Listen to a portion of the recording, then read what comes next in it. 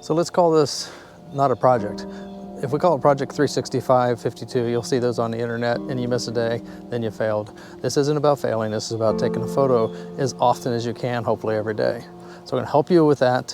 My tip on my blog today was, plan a couple days ahead of time. Don't wait for the day of your photo to decide what you're gonna take a picture of. Kind of have a couple days in advance so you know what you wanna take a picture of. Today, I'm in my backyard, and I'm just gonna get a photo of these red berries behind me.